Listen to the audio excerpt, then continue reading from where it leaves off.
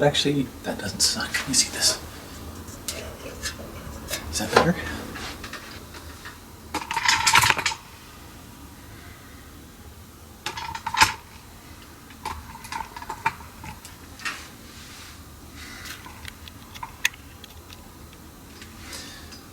Just checking to see what the light looks like there. I think that's okay, actually. No, I think the red works. Blue's kind of interesting too. Let's go with the red. Yeah, let's do the red. Anyway, so I was just talking with Michael, and we were, just smoking and randomly talking about crap. We're talking about, we were watching these clips from Mad TV. He used to have this, long story short, I'm telling the backstory now. Mike and I have been talking for a little while about just like making a movie just for fun, like just doing fun stuff, like because he's so funny. He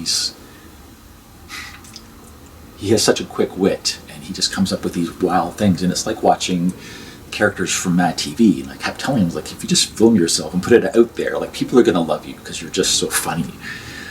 And I was just thinking about one thing we could do is like, we could make a horror movie. We just take our our iPhones out to the woods and make a found footage thing just for fun. And all it would be is just like, Michael, go say whatever the fuck comes to your mind. I will edit later, because I think that's the fun thing about technology now, is we can just do that. We can just take our phones out, film 18 hours, and just edit into like 30 minutes of something that's decent. It's that easy and that complicated, because it's there's a lot more to it. But as I was talking to him, I immediately had this boom idea of here's the movie, and it's called Devil's Mountain. Michael had this thing where he was telling me just a couple days ago about this thing called Devil's Mountain. It's apparently a hill in Tecumseh. I asked him why it's called Devil's Mountain, and he said, well, we call it Devil's Mountain because that's just what everyone called it. And I was like, well, that's fine, but for the movie we'll have to make up something. And again, that's the fun thing about making these types of found footage movies, is you can just make up shit and edit it in later, which is fun, right? It's and again, he got really hesitant because he's very shy. He doesn't even think he's attractive, and I'm like, dude, you have good bone structure, and I know Photoshop. I can turn you into a sexy mofo, he is. But I think he just doesn't want to believe it's possible. And then I had to tell him, I was like, dude, like, we don't have to even show this to anyone. We just do it for the fun of it. And I think he's a little bit more likely to do it now. He's nervous. But again, it'd be easy. Just go out, say, Michael, go make some shit up. And the thing about that type of film is I think you just don't have to write a real script. You just have to have beats, which is why it makes it so easy. I don't even have to write a script. I can just say, hey, do this, blah, blah, blah. You do this, blah, blah, blah. And we'll take a few takes and then see how it turns out. And it's really that fucking easy. I don't think I've got enough of a story yet for a full movie, but I definitely have enough for a 15-minute short, or something, maybe even a 5-minute short, something quick, where it's Michael has a story. The reason it came up is when Michael was a kid, he ran away from home. He said he was around, I think he said he was around 6 or 7. And when he ran away from home, he ran to the woods. Now at the time, Tecumseh was a wooded area, so there was the area that it's in now. It's all subdivision now. So if you look at it now, there's a playground there and there's houses everywhere. But at the time, it was all woods. So Michael ran away from home with one of his friends. They were 6 years old at 4 o'clock in the morning, running through the woods. And Michael, because he is who he is, he was having the time of his life. He was excited because he's running through the woods and he felt like he was on an adventure. His parents were going crazy, but again, him at the time, he loved it. And I thought, well, that's great. We could start with that. But because we want to make it into a horror movie, we have to throw in something extra. Let's see if I can change the color to make it creepier. Is that creepier?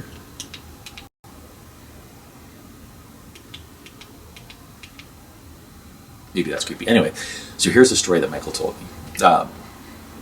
yeah, when he ran away from home, actually it's not much of a story. He told me he ran away from home, spent a couple hours in the woods having the time of his life, and he went home because the police caught him. He tried running away from the police because, again, that's just what he was, just a Dennis the Menace, or he's like he uses this, not even Dennis the Menace, he's like Harriet the Spy. That's his idol at the time. And again, I think I have this idea, another idea. We easily have the idea of Michael as a young detective. I could write an entire book series with him based on that. Just like the person that he is would be enough to inspire that, and then that would be fun too. I think writing detective stories for kids would be fun. And I think, honestly, maybe it'd be a nice way I can even call him Michael Poupard, Kid Detective. I think that would be fun. We might wait for him to reclaim his name, because I know he doesn't like his name. People make fun of his name, but I think that would be really cool, actually. But again, the fun thing is he really does inspire me. It's just every time I'm with him, I come up with these amazing ideas, and I want to make sure he gets the credit, because I know often, I was thinking, we're way off topic, but that's the thing of editing, I can edit later. I was thinking about with Albert Einstein's wife, and I can't even remember her name. That bugs me, because she, from everything I've seen and read and heard, she was just as great, if not greater, of a scientist and a contributor to society as he was. Like, if it wasn't for her, it never would have come. Like, all of the science wouldn't have been there. So I want to make sure that Michael gets his credit, because his spark, like if it wasn't for his sparks, I wouldn't be coming up with these ideas. Anyway, for the story, I said, well, we'll just make up something. So we'll say that, again, because, I don't know, maybe I can look up to see if there is actually a history behind Devil's Mountain. Because if there is, it would make it even easier to sell. Oh, so what he said was, I think the other thing he said was, I don't know, I asked him why people called it that, and he said, I don't know, it's just what people called it. I think I got that on tape too, actually. I think I recorded it. And then he said something like, well, maybe it's because the devil is there, the devil lives there. I'm like, even better. This is good. So it's called the Devil's Mountain because people believe the devil used to be living in this mountain. And I can turn that into like a Windsor hum. Oh my God, that's perfect. The Windsor hum thing with the weird shaking. Oh, I hadn't thought of that until just this moment, but that's perfect. The weird Windsor hum, I can bring that into the Devil's Mountain. And there's news footage of that, which I can edit into the movie because it's allowed, fair comment, fair use. That's perfect. And we talk about at the time, that's what we got to make up. So at the time, we have to make up that Michael saw something. He didn't, because again, he was a kid, he's had the time of his life. But, I don't know, I think that part I don't think is written yet. I have to tie in something, but I'm going to let Michael make that part up. He might make up 3 or 4 different things, and I'll have to choose which one it is. But I'm thinking that there is some sort of evil there, and I can tie it into because I cross promotion. I can tie it into my own book series about the Underground Railroad of the Illuminati, or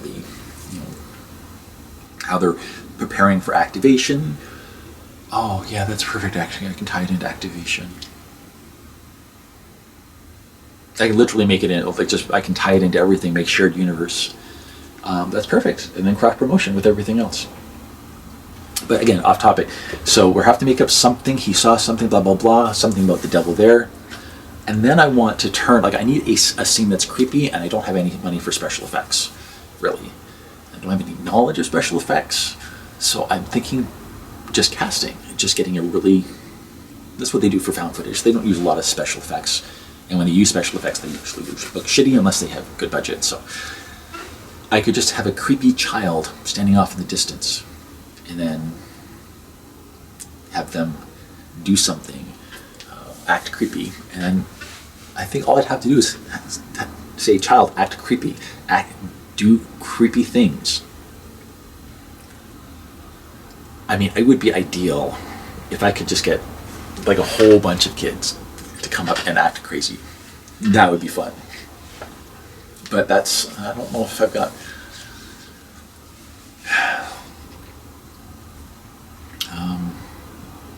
Keep it simple. I can do something with just me, Michael, and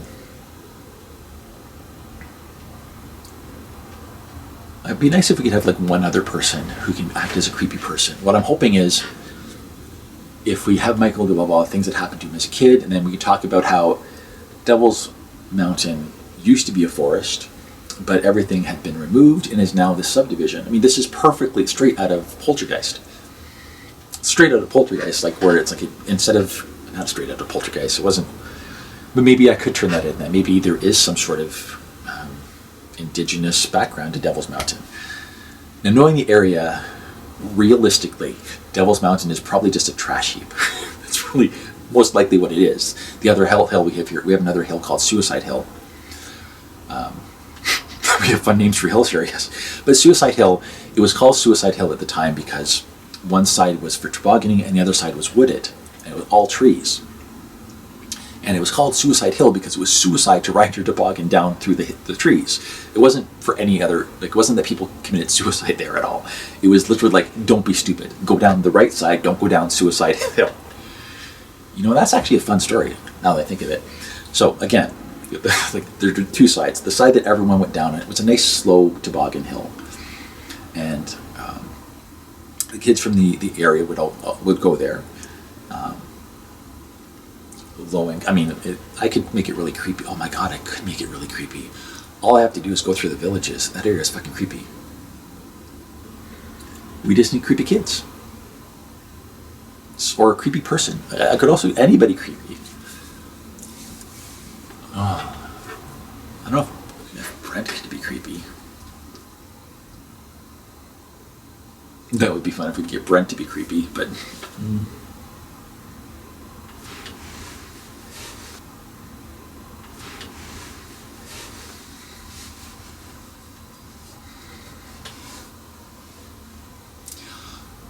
I'm having this whole entire conversation in my head, which I'm realizing I need to have it on screen. So in my head, I just had this image of we could have Brent wearing the same clothes as Michael. So Michael could be doing his whole thing, and then Brent could show up and just be creepy wearing the same clothes. And sinister. And then start coming towards us and then do something creepy. And that, again, I think that could just be simple. Okay, we're going to do like 15 takes and then I will find the best one. I don't even have to write a fucking film. Like, this is so fucking, I have the whole thing. And then, again, I think what I get about this type of movie is I don't really need a script. I just have to like randomly bullshit like I am now. And I can even edit this. Most of this I can probably put into it. I can probably tie in the fact that I'm working on alien brain fog into it as well. Again, more cross promotion, because I can make it sound like it's, the nice thing about it is I can make it mostly real, right? Because it's like Michael telling his real story. I'm not making it a movie. I'm making it, so Michael, this is Michael, the part he just make, the part that he's making up is that, something happened to him as a kid. And we're just, again, as long as we're making it very clear that we're not real, it's just that level of, can we suspend disbelief here? Could this be something that's real? Now, that's the problem. Like, if we have as soon as we have Brent there, it's going to be like, well, obviously this isn't real. And I think that's perfect. Because that will be enough for people to say, okay, they're just having fun here. It's not a real thing, but is it scary? That's fine, actually. So it's like, it's quasi-real.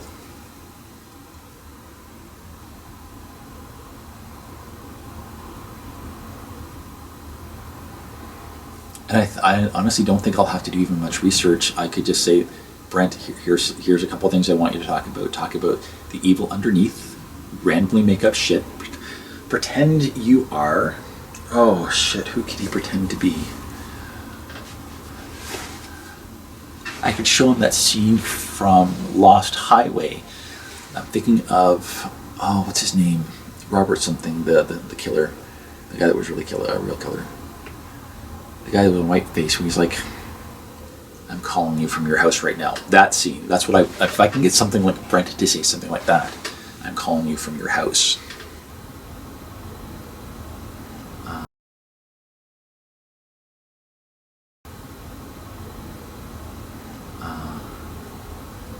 yeah, I think this is actually easy. I got this. Devil's Mountain. I mean, I can bring in the green-faced man, and maybe a green-faced man. I can make. I don't even remember a lot about it, but the green-faced man was. I always thought that it was just a cover memory for me. That it was just something I. Because again, in my memory of this figure walking into the light, I assumed all these years it was just a cover memory for alien abduction. That's what I thought it was. I saw a little green man. I mean, of course I would leap to aliens, but maybe it was something else. Maybe there is something to. Maybe there's something weird happening in Windsor. There's a few things that are, and I don't even have to reach very far to sell that. The Windsor hum made a little bit of news, and it was creepy as fuck. The sounds were, and I can tie that into Devil's Mountain really easily. Oh, this is the Windsor hum movie. Maybe this is better than the Windsor hum movie that I wanted to make. I can tie in part of that about the thing in the backyard. Right, there was that. There was the only scene I ever wrote for Windsor hum, that horror movie. Here's a story on that, because I haven't told very many people that, so I'll put it on film too. Many years ago, when the Windsor hum was kind of big in the news, I thought about making a horror film, like a found footage horror film based on that. And I had just started writing, and I realized that I probably should just focus on becoming a better writer before I started making film, because I wasn't ready to make a film at that point. But I know I am now. I know I can make this movie. It's easy. It'll be easy and fun. But again, for the Windsor hum, what I was going to do is have a book launch for I can't remember which book it was. One of my first ones. I was going to have a book launch, and I was going to have all my friends and family over. But I had kind of got two of my friends, Aaron Gillis and Ben. I'm sorry, Ben, I can't remember your last name. Ben Randall. So it was Aaron Gillis and Ben Randall. I had a meeting with them, and I pitched them this idea, like, hey, I'm going to make a movie, and I want to do this. I want to scare everyone here. At the time, we had this backyard and a big tree in the backyard. So people that know me, you'll remember this part. This is real. There was a big tree in the backyard, and there was evil squirrels there that didn't like sharing the world with us. Me and Rob, my ex-husband. So what they used to do is they used to take it was a black maple or black walnut or something like that. They were big nuts, and they used to throw the nuts at this metal awning, and it was really loud. Bam, bam, bam, bam, bam, bam, bam, bam, all night long. Sometimes in the middle of the night, whenever the squirrels were hungry, they take a squirrel and whap it at the metal awning. And it was bam, bam, bam. Which sounds like something from a horror movie. And if you were what the idea was, we could have the scene in my head was we were at the house and for my book launch, and bam, bam, bam, bam, and everyone is like, "Oh, what the hell is that?" And I could say it's just the squirrels, because that's what the truth is. If you heard that noise, it's creepy as fuck, but I could say it was the squirrels. Moving on to the next part, we go out to the backyard, and I have to back up. So the idea behind the Windsor hum movie was that I was going to do a found footage horror movie, a fake one, where it was quasi-real, where I was going to pretend to be doing a movie as myself, investigating the Windsor hum. But as I investigated the Windsor hum, there's a secret organization, the Illuminati, and again, the more I researched into it, there was a little bit of evidence that maybe the Illuminati was involved. That's why I was like, you know what? I think I'm not going to pursue that. But backing up, the Windsor hum, it wasn't only relevant to Windsor. It happened in several other places in North America, often related to steel production. So, in Windsor, there was an island in Michigan called Zug Island where there's a steel factory. And most of the evidence seems to suggest that the real reason for the Windsor hum was some sort of production, industrial noise. Because as soon as the production stopped over there, then the Windsor hum stopped. So industrial noise is the most realistic answer. Here's the more fun answer. It's the one that, the one that I use for my novels. My novels, there is an underground railroad that the super rich and wealthy have used to travel across North America at fast speeds. And they were building this through Windsor on the way to bases up in North America, in the Arctic, so that when the end of the world comes, in my novels it was when activation happens. So when activation happens, they could hop on these trains and go up to their safe places up in the Arctic. And I think that's a much more fun story than industrial noise. So that was what I was going to focus on. That this underground railroad heading up to the north was the reason behind the industrial noise. Well, the horror factor came in that as I was doing my podcast about this, I was gaining the attention of the Illuminati. And they weren't happy. They started following me. Again, in the movie, not real life. So in the movie, that's the horror element, is that the Illuminati starts following me. And I had a weird experience where I was, again, I did film this. I did film it. Because I did film something for Windsor Home, actually. I have to look into that. There's one day in the middle of winter, I was went to my office and I looked outside into the snow, and there was a set of footsteps that went from the sidewalk up to my window and then back. So it was very clear that someone had come up to my window at night, peered through the window, and then left. Now, honestly, I always thought I used to have a friend named Brad, and I used to think he was quirky, but he's actually just a creepy fuck. Like, he's actually just a mentally unstable person. Trying to be nice, be a nicer person. But he used to do weird things. Like he would sometimes fun. The one thing he did was my other old friend Jamie was terrified of Blair Witch. So one time Brad just took all of these twigs and did Blair Witch creepy stuff and left them all over his house. So in the middle of the night, Brad just went to this guy's house and set up all of these wood things just to creep out a friend. And that's what I mean. That's who Brad is. So whenever something creepy around here happens, I'm like, well, it's probably just Brad being a creep. So, there's one time I had a half-eaten donut show up on my windowsill. And I was like, maybe it was squirrels or maybe it was Brad. I don't know, because one of Brad's best friends thinks she's an alien princess, so who the fuck knows what's happening.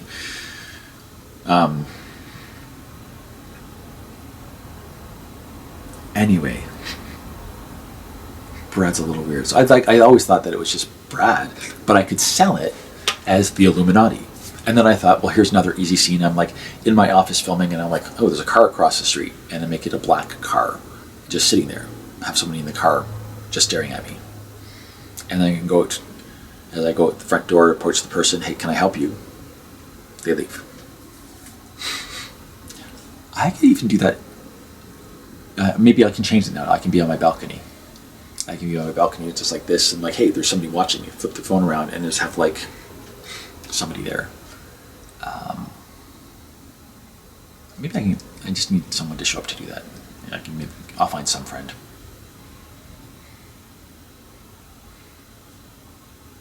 Yeah, I can do that. Maybe we're going to see if Nicholas wants to be in something for 5 minutes. Who do I know that looks really scary, though? If I can just find somebody scary to show up. Hey, somebody watching me, turn their brand around, blah, blah, blah. Someone down there. That's another easy scene. Yeah, I can completely do this. I think actually I'm going to start working on that immediately. I might actually just, because I have to do some research for alien brain fog anyway.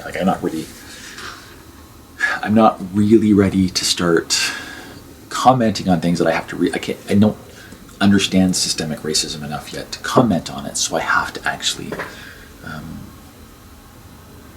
do some research, and I can start working on this just for fun. It sounds like a fucking blast.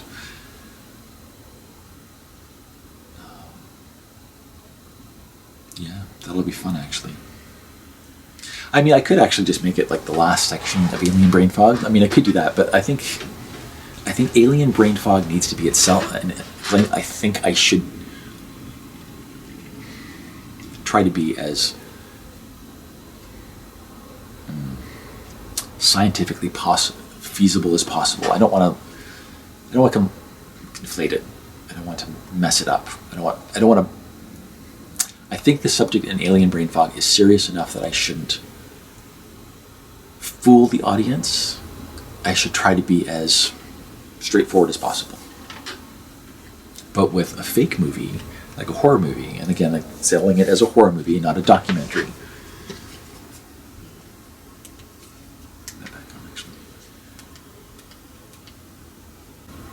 I'm not sure what happened there. My phone camera just went out. Maybe I wasn't recording. Shit. So I was just having this idea where we could have Michael. We could go to the area where there's a wooded area near Michael's place where he takes Rain for walks, and I could have him. I could shoot some of the scenes at the real Devil's Mountain, the area that he called Devil's Mountain, blah blah blah, and then we could skip over to the wooded area and just say that it's the same area. And then, because that would be creepier, especially if we do it where it's not dark, because then we'll be able to like film it. And obviously, I'm not going to be going into a wooded area with two little twinks. I don't want the cops showing up for different reasons. So, again, Michael's not a twink; he's like 38. But anyway, we could do that where I could just have like Michael pretending that we're in the same area, blah blah blah, and then we could film a whole bunch of shit in there. And then I could have Brent wearing the same clothes as Michael, standing off behind a tree. That's like the easiest thing. So I could film it from a distance, and then all I have to do is like Michael, look over there. Doesn't that look like you? Film over, and there's like a guy behind the tree, goes back in, and then as we approach, the guy's gone. So again, that would be an easy cut. So I would go like that, going like this. Brent is behind, goes like, he's behind the tree, he comes forward a little bit. We see from a distance, he'll look fairly similar to Michael because he'll be wearing the same clothes, goes behind the tree. And then I'll scoot over to Michael like, Michael, did you see that? Which will give Brent time to run. Oh no, what did I do? Michael, stop. So all I would do is, I wouldn't stop recording, right? Michael, stop. And I would just I would probably just stop recording, right? I think that would do that. It's like Michael, stop. And I just keep my phone on my hand, and I would run after Michael so I could have it on the ground. And then, again, that's lots of time for Brent to get out of the screen. And then Michael, I get there, like, Michael, what the fuck is happening? And then Michael, like, where the fuck did he go? So then I'm like, I don't know. So at that point, I can take my camera out and go all around. So at that point, I need to make sure that Brent is nowhere near. There is an area by a ditch. Yeah, I think this is actually easy. I got this. Devil's Mountain.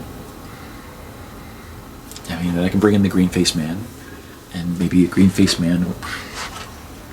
I can make. I don't even remember a lot about it, but the green-faced man was. I always thought that it was just a cover memory for me. That it was just something because again, in my memory of this figure walking into the light, I assumed all these years it was just a cover memory for alien abduction. That's what I thought it was. I saw a little green man. I mean, of course I would leap to aliens, but maybe it was something else. Maybe there is something maybe there's something weird happening in Windsor. So I just want to record this, that ChatGPT has been amazing ChatGPT has been amazing for research. And I just realized this is making my life a lot easier. As I just typed in, rather than spending hours and hours searching the entire internet, I can have ChatGPT do that for me. So I could just type in, hey, please provide all information on a hill in Tecumseh, Ontario, that local residents call Devil's Mountain. Did a search, and this is what it came up with. It says, I'm sorry, actually, let me just do this. I'll read from here. This is what ChatGPT says about it. So I'm sorry, but as my last update of September 2021, I don't have any specific information about a hill in Tecumseh, Ontario, referred to as Devil's Mountain. It's possible that this is a local nickname or folklore associated with a particular hill or geographic feature in the area that has gained recognition among the residents since then.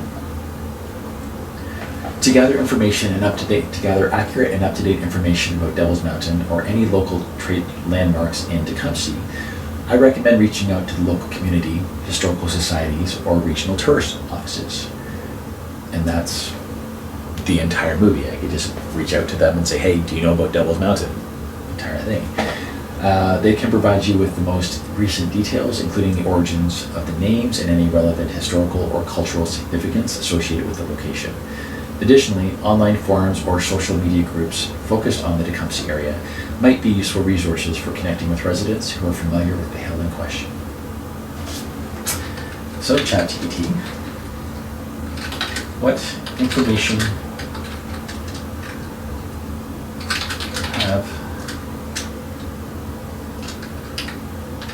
what is Terry's relationship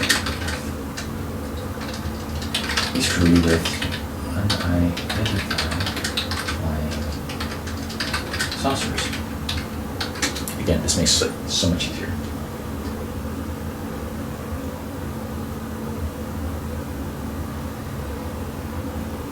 Okay, so I'm not sure of some of these ones. So Windsor has this is what ChatGPT has come up with for UFO sightings in Windsor. Windsor has a history of reported UFO sightings dating back several decades. God, this makes research so much easier. Again, I'm going to have to talk to real people about this, but there are reports of a series of UFO sightings over Lake St. Clair, Lake St. Clair, which borders the city. Witnesses claim to have seen unidentified objects in the sky, often described as a saucer or disc-shaped. And that's the ones that I've seen were disc-shaped. The sightings gained some media attention at the time, so that's back in the 60s. You can research that. There's another one, one I've never heard of this before. One of the most notable UFO incidents in the area happened on March 5th, 1978.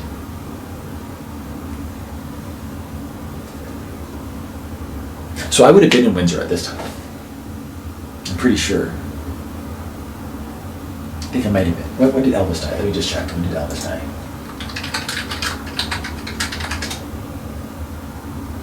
Yeah.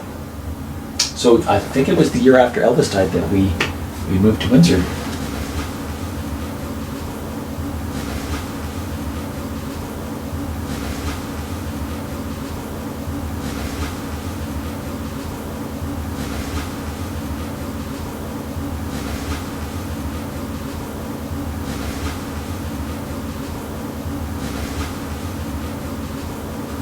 So I should investigate this. It's interesting. So one of the most notable UFO incidents in the area happened on March 5th, 1978. Involved multiple witnesses on both sides of the Detroit River, which separates Windsor from Detroit.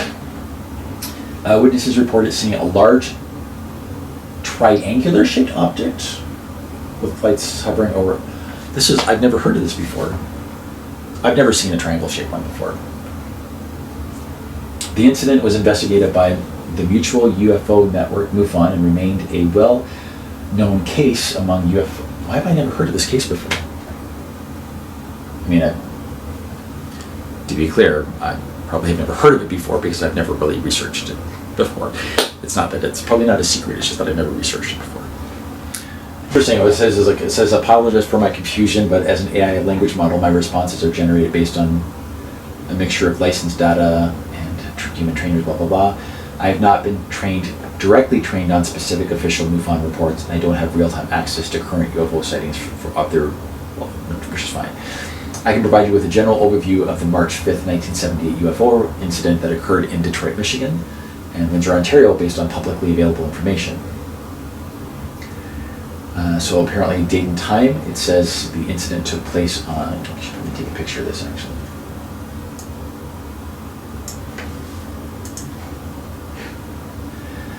So the incident took place on March 5th, 1978. It was in the evening hours. Where'd it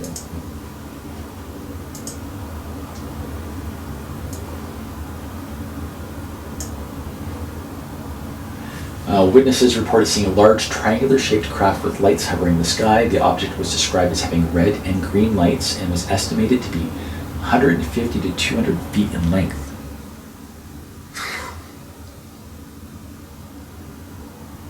No one has ever I've never heard anyone in Windsor talk about this. I've never, which is, you would think that if people I grew up with had seen a UFO 150 feet in the air. Anyway, going on, the object was reported to have hovered for an extended period before moving slowly and silently across the sky, observed for an estimated 20 to 30 minutes. Now, numerous witnesses from both sides of the border reported seeing the sighting, including police officers, security guards, and civilians. And it says it gained significant media attention at the time. I've never heard of this before. This is fascinating. That UFO from 1978 that I've never heard of. I think what I can do, I'm going to skip off and just, 1 second, I'm going to record this differently. It is May 25th, 2026. Ugh. Try that again. It is May 26th. No, it's Jesus Christ. This is what I get for trying to perform. Anyway, it's May the 25th at around 7:15 in the morning. Caroline Mulroney has finally resigned, and dominoes fall. You know, it's being able to see the future is super fucking annoying, because I now understand what, you know, like Quicksilver, his frustration that everyone is moving so slowly. That's what it feels like, is that I'm just moving faster than other people. And it is super frustrating. But at least in the time I've waited, I've learned how to draw, which will be helpful for things.